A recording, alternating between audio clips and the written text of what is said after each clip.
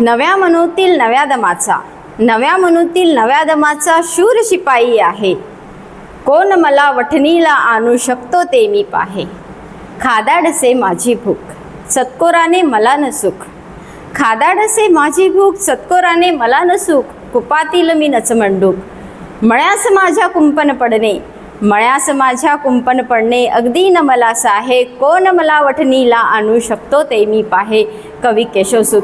Police भरती असो, तलाठी भरती असो की MPSC असो, सर्व स्पर्धा परीक्षांना कवी केशवसूतांवर प्रश्न हमखास आहे. मी Nisha Gadekar from Adarsh career academy Wardha. आज फक्त 2च मिनिटात परीक्षेसाठी आवश्यक असलेले केशवसूत तुमच्या डोक्यात नाही तर सरळ हृदयात कोरणार आहे. कवी केशवसूत. त्यांचे पूर्ण नाव कृष्णाजी केशव दामले. केशवांचे पुत्र म्हणून केशवसूत या टोपण नावाने त्यांनी कविता लिहिल्या. त्यांचा जन्म रत्नागिरी जिल्ह्यातील मालगुंड या गावामध्ये झालेला आहे. त्यांच्या प्रसिद्ध अशा कविता झपुर्झा, आम्ही कोण, नवा शिपाई, हरपले श्रेय आणि तुतारी या प्रसिद्ध अशा कविता त्यांनी लिहिल्या. त्यांना आधुनिक कवितेचे जनक, सामाजिक कवितेचे प्रणेते आणि युगप्रवर्तक असेही म्हणतात. का त्यांना युगप्रवर्तक का म्हणतात? अरे, युगाच्या विचारधारेला जो कलाटणी देतो त्याला युगप्रवर्तक म्हणतात.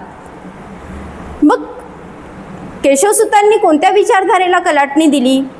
1920च्या आधीची जी कविता होती ती संत परंपरा, भक्ती परंपरेवर आधारित होती. आणि जेव्हा केशवसूतांनी 1920 पासून कविता लेखनासाठी प्रारंभ केला तेव्हा त्यांनी सामाजिक विषयामध्ये हात घातला.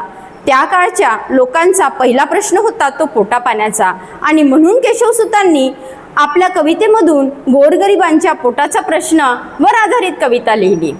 केशवसूतांच्या पहिल्या कवितेचे नाव आहे अंतजाच्या मुलाचा पहिला प्रश्न. पहा, लक्षात ठेवा, केशवसूतांच्या पहिल्या कवितेचे नाव अंतजाच्या मुलाचा पहिला प्रश्न. कवी केशवसूतांना आधुनिक कवी आणि सामाजिक कवी असेही म्हणतात. आणि तुमच्यासाठी एक प्रश्न, सर्वात्मका शिवसुंदरा स्वीकार या अभिवादना ही प्रार्थना कोणी लिहिली? या प्रश्नाचे उत्तर तुम्ही मला कमेंटमध्ये देणार आहेत.